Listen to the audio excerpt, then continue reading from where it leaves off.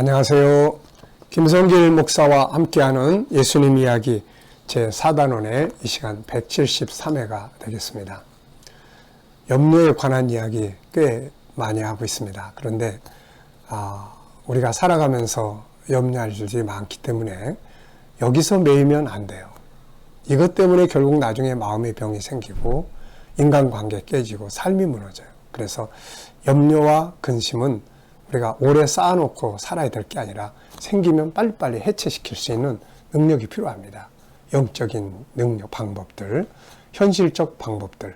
그래서 잘 기억해 두시면 저도 이런 방법들을 이렇게 좀 알고 나면서 이런 방법들을 이제 많이 사용합니다.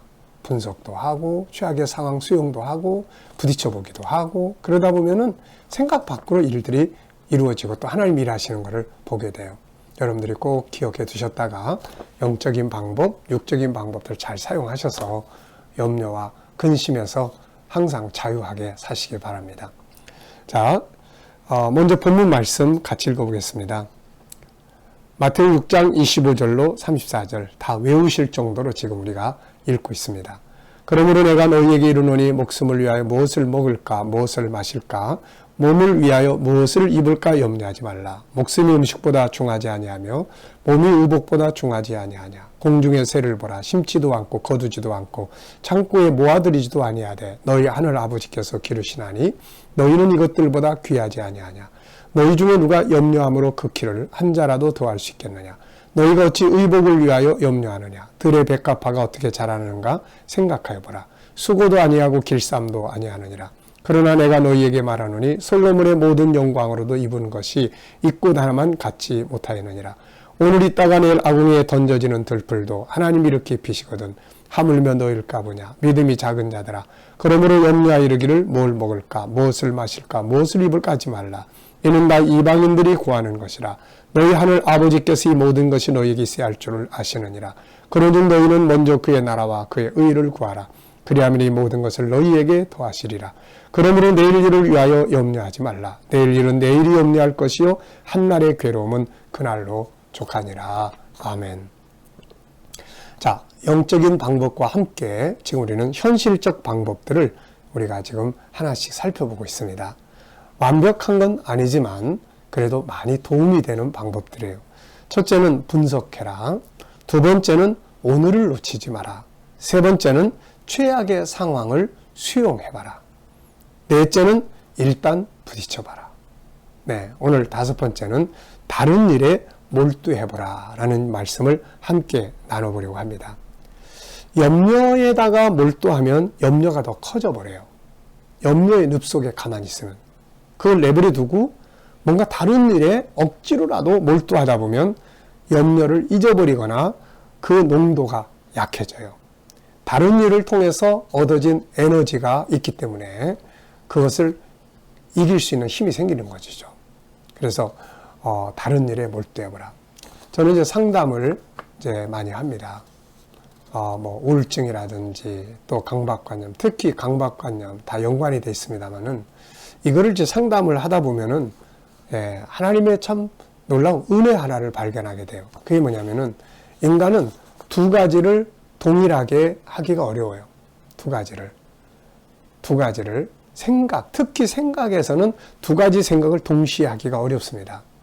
이쪽 생각이 하게 되면 이쪽 생각은 없어지고 이쪽 생각을 하게 되면 이쪽 생각은 없어져요. 이게 약해져 버리는 거죠. 마치 인간은 한꺼번에 두 길을 못 가요. 동쪽으로 가고 서쪽으로 가고 이걸 동시에 못 한단 말이에요. 동쪽으로 가든지 서쪽으로 가든지 하나만 하는 거지 동쪽도 가고 서쪽도 가고 그러면 우리의 양 다리가 찢어지겠죠.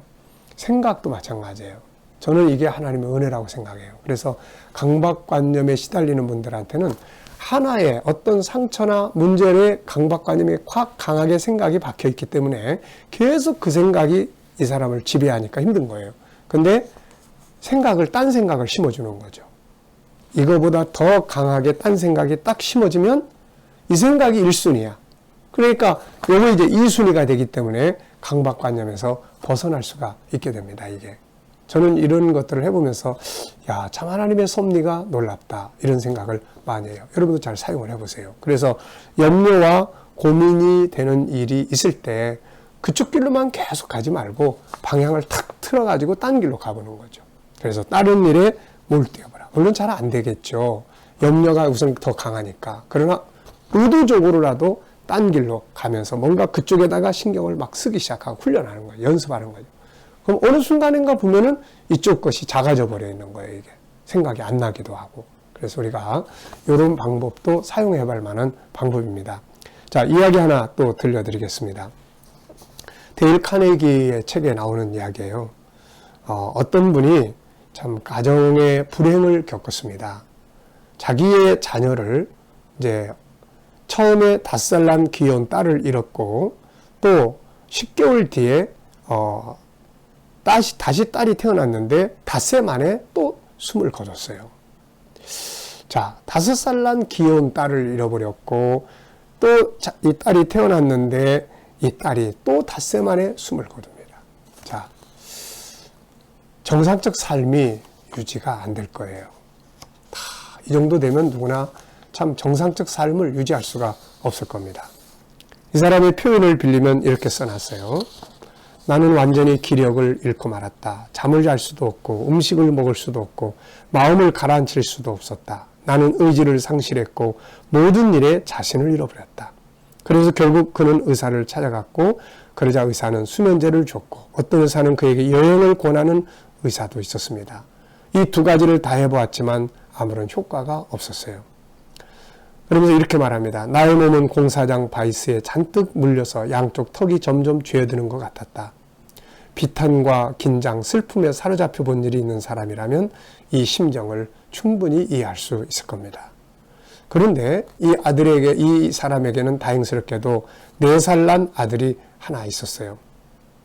이 아이 때문에 이분들은 그 염려에서 자유할 수 있었다고 합니다. 어느 날 오후 내가 넋을 잃고 앉아있는데 4살 난 아이가 와서 아빠 보트 좀 만들어 주세요 하면서 졸라대는 것이었다. 나는 지금 그럴 만한 경황이 없었다. 세상 만사가 다 귀찮았다. 그런데 아들 녀석은 고집불통이었다. 결국 내가 지지 않을 수 없었다. 그 장난감 보트를 만드는데 3시간이나 걸렸다. 그리고 보트를 만들고 나서 다음과 같은 것을 깨달았다. 이 보트를 만드느라고 소비한 3시간이 요 몇 개월 동안에 내가 처음으로 맛본 정신적인 휴식이며 평화가 아니었던가. 나는 이것을 발견함으로써 지금까지 허탈하면서 헤어나와 사고력을 되찾았다. 무엇이든지 기획이나 사고력을 필요로 하는 어떤 일에 몰두하는 동안은 고민하고 있을 수 없다는 것을 알게 되었다. 내 경우에는 아들의 보트를 만드는 일에 신경을 깊이 쓰다 보니 고민을 몰아내게 된 것이다. 그래서 이 사람은 이때부터 방법을 하나 깨달았죠. 바쁘게 살자. 이거를 잊어버리고 살기 위해서 잊어버릴 수는 없겠지만 그래도 이 염려 속에서 고민 속에서 내가 헤쳐나오기 위해서는 바쁘게 살아야 되겠다. 그래가지고 이튿날 밤 이 사람은 이제 이렇게 일을 하기 시작합니다. 나는 온 집안을 돌아보면서 해야 할 일의 목록을 만들었다. 책상, 계단, 덧문, 또 문 손잡이, 자물쇠, 구멍난 흠 등 고쳐야 할 것이 꽤 많았다. 그리고 놀라지 않을 수 없는 것은 2주일 동안의 손봐야 할 일거리를 242건이나 찾아낸 것이었다. 최근 2년 동안 나는 이 일들을 거의 처리했다. 게다가 나는 줄곧 바쁜 나날을 보냈다. 일주일에 2번씩 뉴욕의 성인 강좌에 출석하고 있었고 내가 살고 있는 고장의 시민활동에 참가했고 현재는 교육위원회의 의장직을 맡고 있다. 이 밖에도 나는 적십자사를 비롯한 여러 공공사업을 위한 모금운동도 돕고 있다. 그래서 나는 너무 바빠서 고민하고 있을 시간이 없게 되었다. 참 이걸 통해서 이것을 해결한다. 네. 고민하고 있을 겨를이 없다. 이것이야말로 참 윈스턴 처칠이 세계대전이 한창 불을 뿜는 가운데서 하루 18시간을 일하던 때의 한 말과 같은 말이다.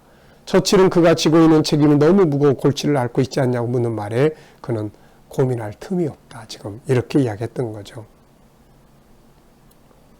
위대한 과학자 파스텔은 도서관과 실험실에 쏟는 평화의 즐거움을 말한다. 실험실에 있는 사람들은 연구에 몰두하여 고민할 겨를이 없기 때문이다.